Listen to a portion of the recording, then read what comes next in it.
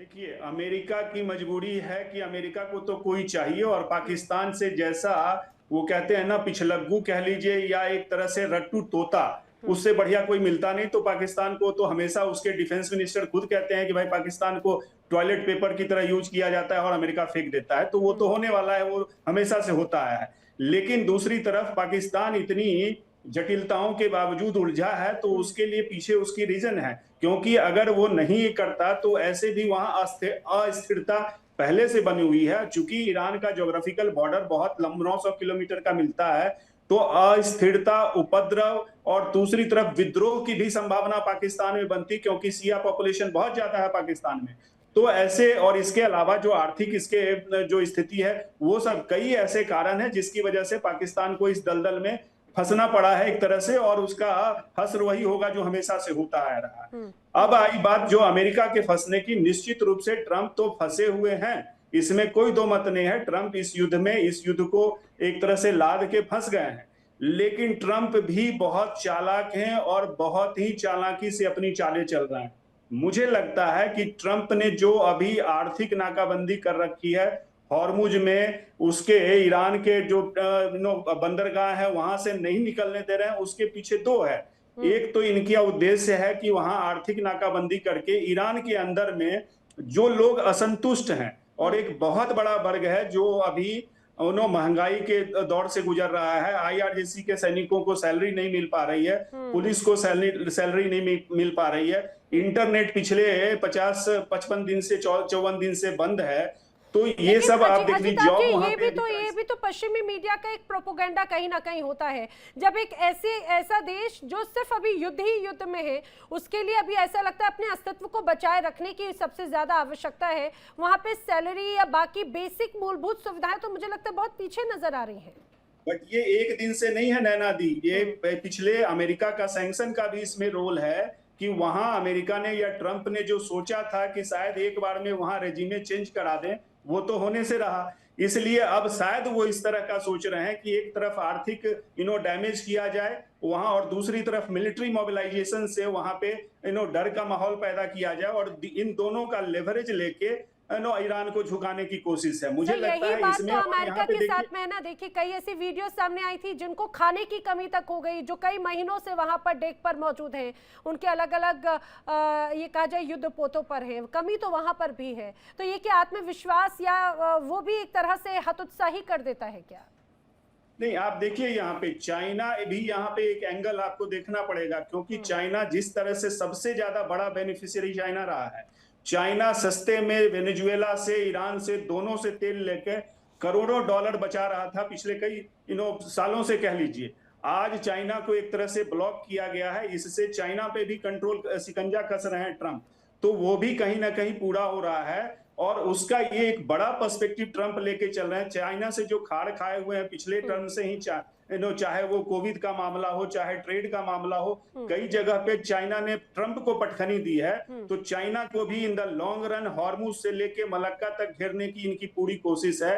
Iran एक उसमें मोहरा बन गया है। हम्म। और चूंकि ये रेजिम है, आप देखिए यहाँ पे हम्म। इतनी बड़ी तेल की इनकी जो इनका भंडार है, उसके हम्म। बावजूद भी ईरान की स्थिति आप कंपेयर कर लीजिए गल्फ के देशों से। आप हम्म। कंपेयर कर लीजिए वेस्ट के देशों लाइक जिसके पास पेट्रो डॉलर है या पेट्रोलियम से कमाई है, जैसे नॉर्वे का एग्जांपल दूंगा। हम्म। तो आप इसको ईरान और वेनेजुएला को एक तरफ रख लीजिए, और हम्म। दूसरी तरफ गल्फ के देश नॉर्वे वगैरह को देख लीजिए, तो कहां ईरान खड़ा है कि इसने अपने पैसों को आईआरजीसी पे लगाया, इसने अपने पैसों को प्रॉक्सीज पे लगाया, इसने हम्म। अपने पैसों को हथियार पे लगाया, हम्म। लोगों की बेहतरी, लोगों के डेवलपमेंट में कम लगाया। उसका खामियाजा कहीं ना कहीं ईरान को भुगतना पड़ रहा और है। मुझे लग रहा है और सर, खास यही तो करके एक ये, तरह से रिजीम चेंज के लिए लोगों की नाराजगी तो यही रही है। वो अपनी सत्ता से, अपनी सेना से मूलभूत सुविधाओं के लिए फाइट करते रहे, अपने अधिकारियों के लिए फाइट करते रहे। उनकी अर्थव्यवस्था पहले से ही पूरी तरह से चरमराई हुई थी। लेकिन मैं एक बार जल्दी से अब अहमद मस्तिकान जी का रुख करना चाह रही हूँ। अहमद मस्तिकान जी, जब पूरी दुनिया में इतनी ज्यादा किरकिरी होने लगी है अमेरिका को लेकर या डोनाल्ड ट्रंप की छवि को लेकर, उनके एक्शंस को लेकर, की बातचीत की मेज थी, उड़ान भरने वाला था जेडी वेंस का विमान, लेकिन वो उड़ान भरता उसके पहले ही ये कहा जाए उनके अरमानों के साथ में डाउन हो चुका है पूरी तरह से। आखिर अमेरिका में इसे किस रूप से देखा जा रहा है? चूंकि आप इस दौरान वहां पर मौजूद हैं, वहां की जनता, वहां की मीडिया आखिर क्या कह रही है डोनाल्ड ट्रंप के इस मूव से? देखिए, मैं एक चीज अर्ज करूं। हम्म। आपका बहुत शुक्रिया, नमस्कार। एक तो बात यह है कि अमेरिका और ईरान से ज्यादा हम्म। जिन लोगों को बड़ी ख्वाहिश थी कि इनके मुज़ाकरात हो, हम्म। वो लगता है कि ये हमारे पंजाबी जनरल साहिबान थे। हम्म। और इसके बारे में जो ईरान में पहले एक बहुत बड़े एडिटर होते थे, काहियान काहियान इंटरनेशनल अखबार, उसके एडिटर आमिर तहेरी। हम्म। आमिर तहेरी ने यही कहा कि भाई, ये पता नहीं ये पाकिस्तानियों को क्या मुसीबत लगी हुई है कि ईरान को इतना जल्दी नहीं है बात करने में, अमेरिका को इतनी जल्दी नहीं है बात करने में, ये पाकिस्तानियों को क्यों इतनी जल्दी है। हम्म। अब उसकी वजह यह है कि भाई पाकिस्तानी जो आसिम मुनीर हैं, हम्म। ये कोई जेडी वेंस को या स्टीव विटकॉफ को या जेरेड कुशनर को एज इंसान तो नहीं देखते ना। हम्म। ये तो जब उनको देखते हैं उनको डॉलर साइन नजर आता है। ये डॉलर के भिखारी हैं।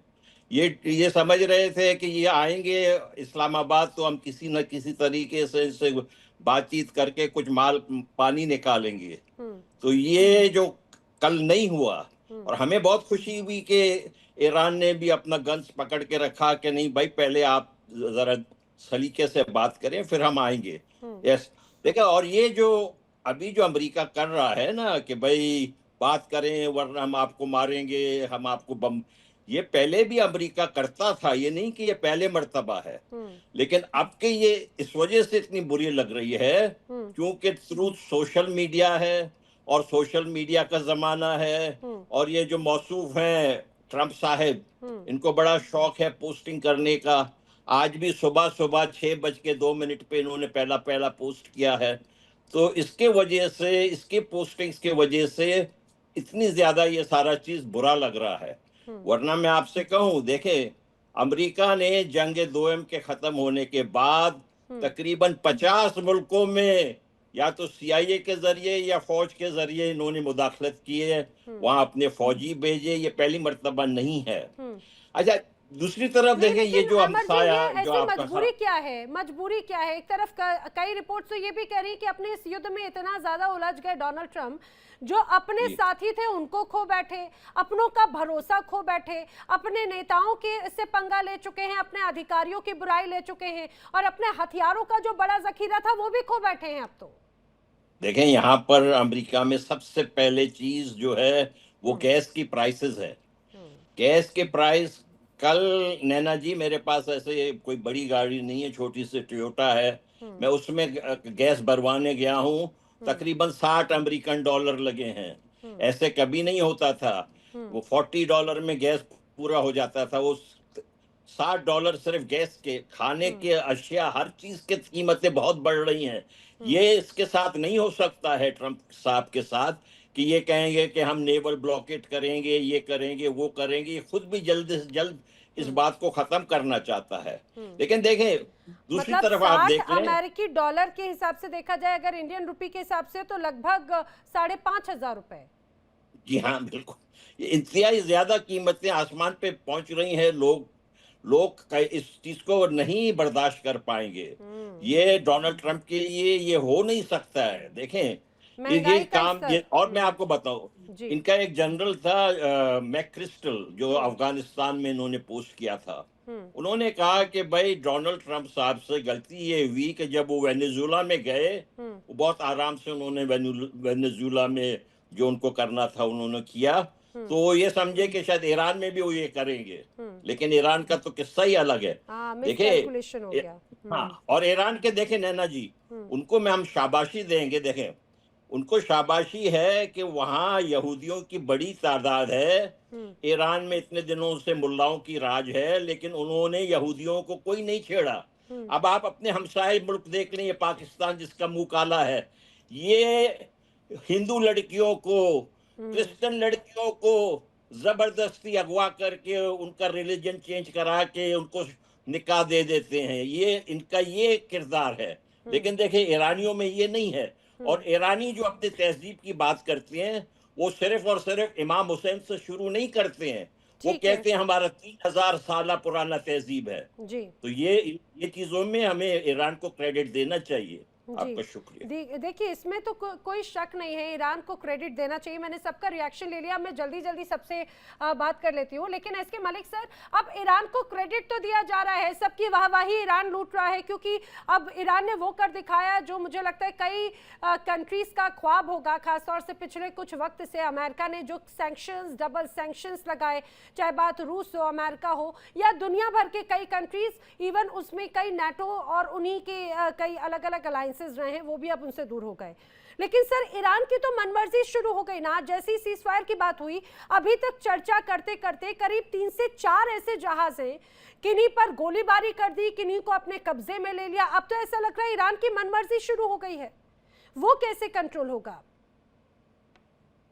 नैना जी, देखिए मैं 2-3 पॉइंट आपको अलग अलग एंगल से रखना चाहूंगा आपकी जी इजाजत से। जी सबसे पहले तो ये जो देखिए, ये टेम्परेरी फेज है, इसमें एक पावर पोजीशन यानी अपनी अपनी पोजीशन को स्ट्रेंथ करने की तरह तरह के व्यवहार दिखाए जाएंगे। अमेरिका भी दिखाएगा, ईरान भी दिखाएगा, क्योंकि अभी वो फेज नहीं हुआ है कि जब शांति आ सके या एक स्टेबल एनवायरनमेंट बन सके।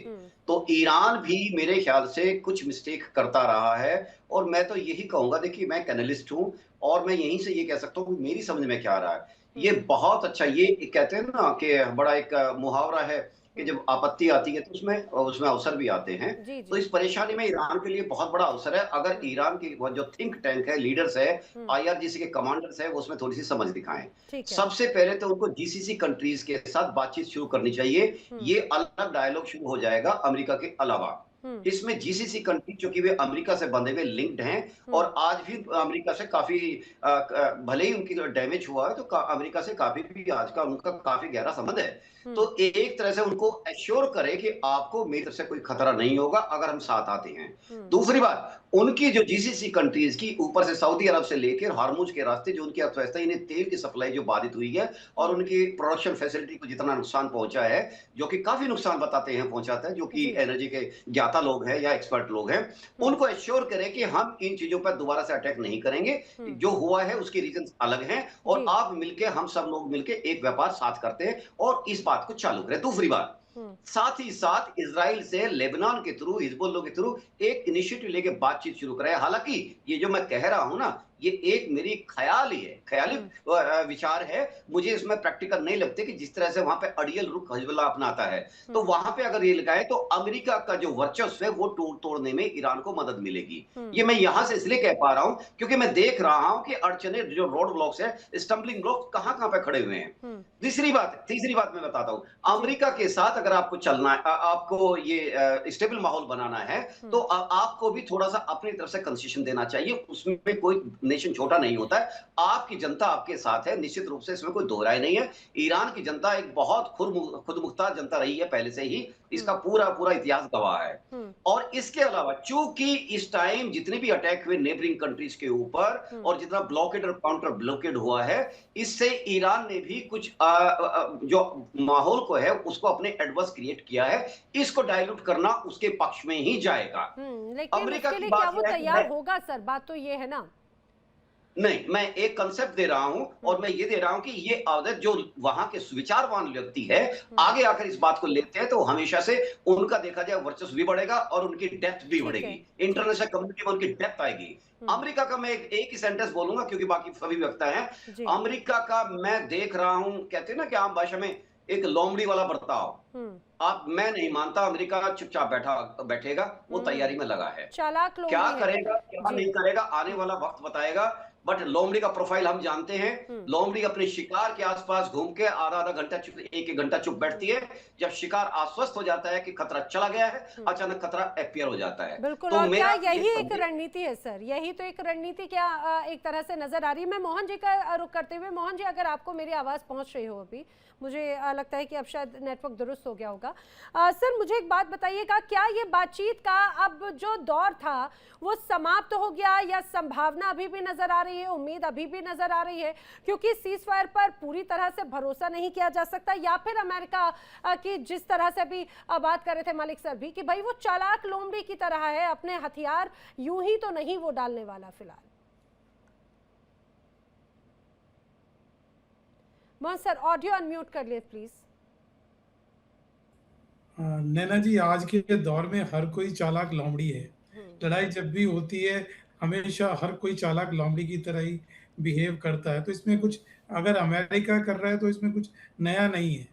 अगर ये सीज फायर है तो मेरे ख्याल से, अगर ऐसे फौजी मैं बोलूं, तो दोनों पार्टी रीग्रुप कर रही हैं। दोनों ही पार्टी जो है अपने असले को दोबारा अलाइन कर रही हैं, अपनी फोर्सेस को दोबारा अलाइन कर रही हैं। तो इसमें कुछ नया तो है नहीं।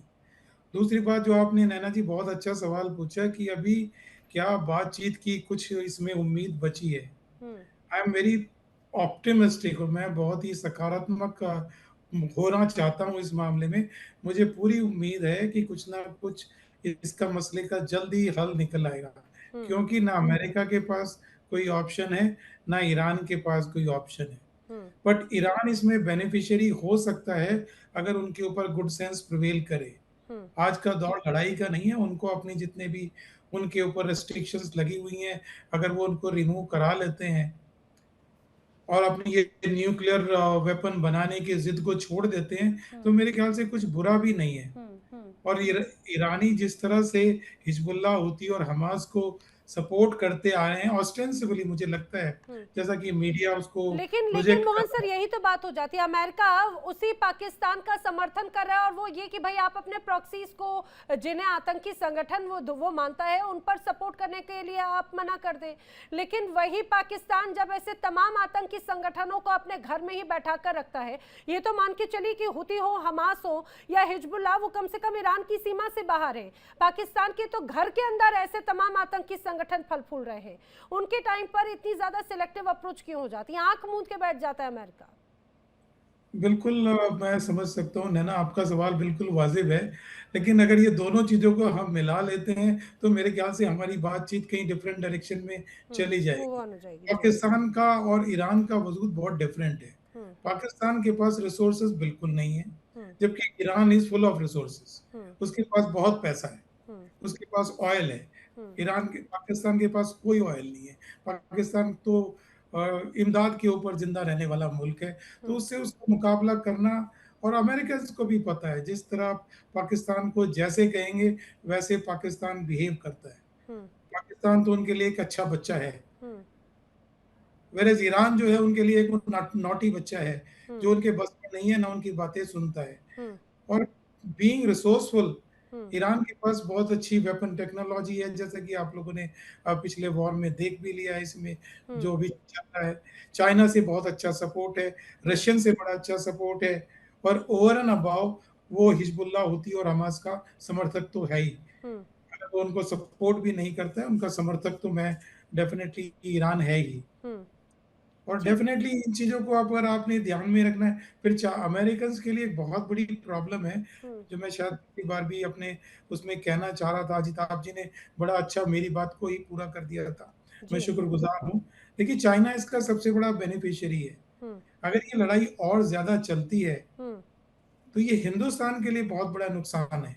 अच्छा। एक तरफ चाइना पावरफुल हो रहा है, दूसरा हमारे लिए चीजें, आने वाले टाइम में हमारे लिए चीजें बहुत महंगी होनी जा रही है।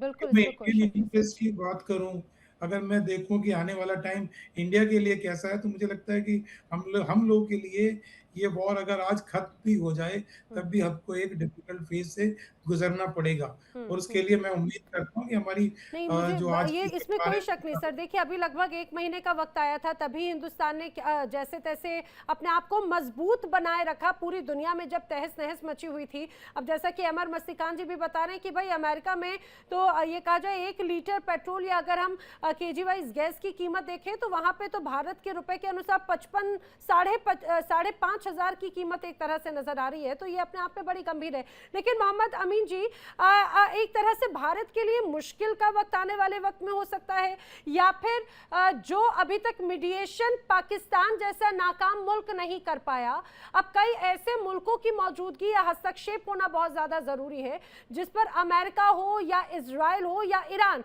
वो भरोसा कर सके। उन सभी को, तीनों को एक साथ मंच पे आखिर कौन ला सकता है? देखिए नैना जी, पिछले हफ्ते जो मोदी जी के लिए एक कॉल आती है ट्रम्प की, वो ये यही दर्शाती है इस 40 बात मिनट को तक बातचीत कि- की है दोनों ने जी। वो आवाज नहीं आ रही हमारी? जी जी आ रही, मैं बोल रही हूँ दोनों नेताओं ने 40 मिनट तक बातचीत की है उस फोन कॉल पे। हाँ, वही मैं कह रहा हूँ, जो कॉल आती है वो इसीलिए आती है कि देखिए अब माहौल जो है इंडिया के फेवर में जाने वाला है। इससे पहले भी मैंने आपको बताया था कि जैसे रशिया और यूक्रेन की बात आई थी, दोनों ही प्रेसिडेंट तैयार थे कि मोदी जी इसमें नेगोशिएशन करें, लेकिन वो बात बीच में रह गई। देखिए इंडिया डेली 24/7 अब आपके स्मार्ट टीवी पर। इंडिया डेली मौजूद है सभी डिजिटल प्लेटफॉर्म पर लाइव और लगातार। इंडिया डेली 24/7 हर दिन राष्ट्र को समर्पित।